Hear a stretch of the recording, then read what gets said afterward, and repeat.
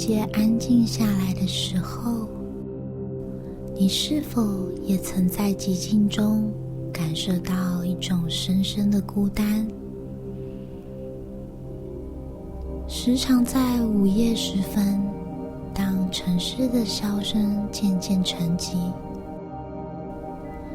那种感觉就像是站在人群中央，却发现自己被一层无形的玻璃墙包围着，看得见外面的世界，却触碰不到任何温度。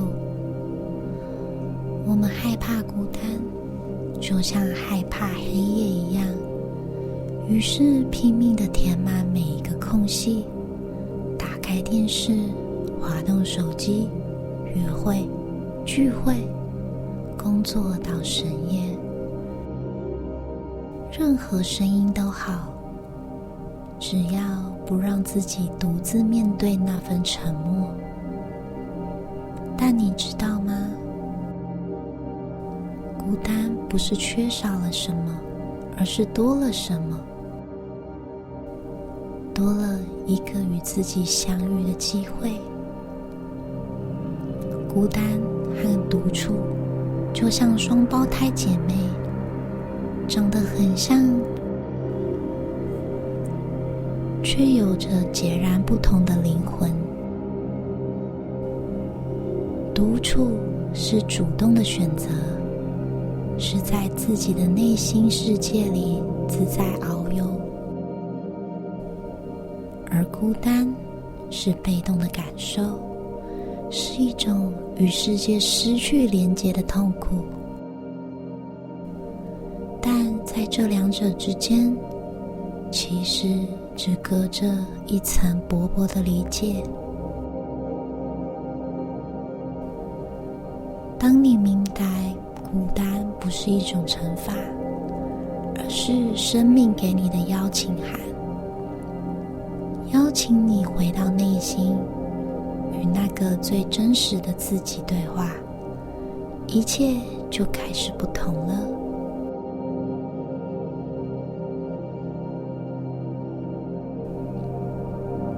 每一个人都是一座孤岛，但孤岛之下，我们都连着同一片大海。在那些看似孤单的时刻，其实你正在经历着人类最古老也最神圣的体验。在那些熙熙攘攘的人群中被掩盖的声音，只有在安静的时候才能被听见。其实孤单也是一种语言。你有没有注意到那些最美的诗歌、最动人的音乐、最深刻的艺术品，往往都诞生于孤单之中？因为孤单会说话，它用一种只有心灵能够理解的语言，告诉你那些平时被忽略的真相。孤单说：慢下来，你跑得太快了，忘记了自己是谁。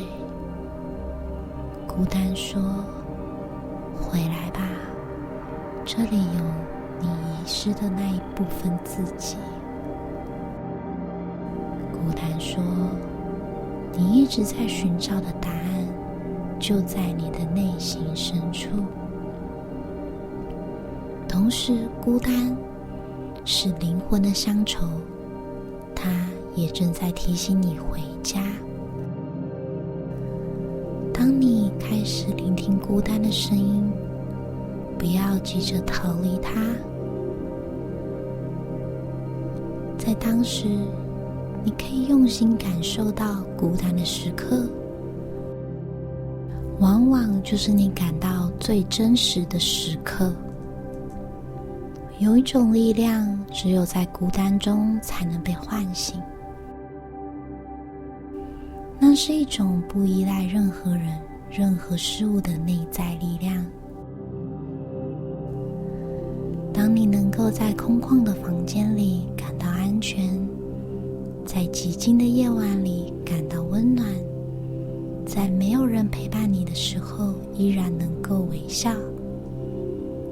真正的勇敢不是不怕孤单，而是敢于在孤单中找到自己。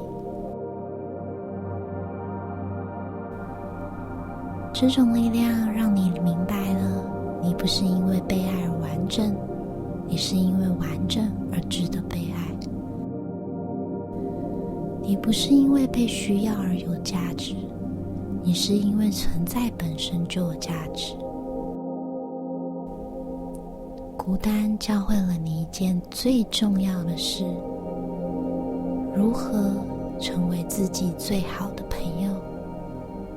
当你学会了与自己相处，学会了解内在深处，找到慰藉，外在的孤单就不再是威胁，而是一种选择。当你体验过孤单，你会知道那一种被误解的痛苦，知道那种渴望连结却又怕受伤害的矛盾，知道那种在人群中依然感到孤独的无奈。因为懂得孤单，所以更懂得温暖的珍贵。这种理解让你变得更加温柔，对自己温柔，也对他人温柔。你不再批判那些看起来冷漠的人，因为你知道他们可能正在孤单中挣扎。你不再害怕表达关怀，因为你知道一个小小的善意对一个孤独的心灵来说有多么重要。如果你愿意停下来，真正的倾听孤单想要告诉你什么，你会发现它带来许多珍贵的礼物。在安静中，你的创造力，你的想象力自由奔驰。创意的种子在寂静中的土壤发芽。当外界的声音安静下来，内在的智慧开始说话。你能更清楚地听见自己的直觉。没有观众的时候，你可以卸下所有的面具，成为最真实的自己。孤单让你有机会探入生命的意义，思考那些在忙碌中被遗忘的重要问题。孤单是生命给你的独处时光，用来整理内心，重新认识自己。学会与孤单共处，就像学会与自己的影子共舞。你不需要消灭它，只需要接纳它，理解它，甚至感谢它。当孤单来敲门的时候，试着对他说：谢谢你来提醒我回到自己身边，谢谢你给我机会聆听内心的声音，谢谢你让我明白我可以成为自己最好的陪伴。孤单不是终点，而是通往内在丰盈的桥梁。最后，致每一个在孤单中前行的人，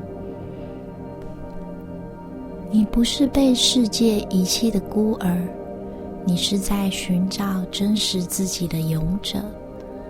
你不是缺少爱的人，你是在学习如何爱自己的人。你不是失败的社交者，你是选择了一条较少人走的内在道路的探索者。在最深的孤单里，住着最真实的你。每一次你选择直面孤单，而不是逃避，就变得更加强大。每一次你在寂静中找到平静，而不是焦躁，你就更加接近真实的自己。最终，孤单会告诉你一个秘密：你一直在寻找的家，不在任何地方，就在你的内心。那个家不需要钥匙，也不需要地址，只需要你愿意推开那扇门，对自己说：欢迎回家。孤单的终点不是找到另一个人，而是找到完整的自己。当你学会与自己相伴，当你在独处中找到了丰盈，当你不再恐惧孤单，而是感谢它的造访时，你会发现一个美妙的现象：真正的连结开始在你的生命中出现，不是因为你需要被填满，而是因为你有东西可以分享。只有先学会独自发光，才能照亮别人的世界。孤单原来不是病，而是回家的路。在那条路的尽头，你会遇见那个一直在等待你的人，那个最真实、最完整、最值得被爱的自己。今天的简单疗愈分享就到这里咯。如果喜欢我的频道，欢迎订阅。我是 Luna，我们下次见。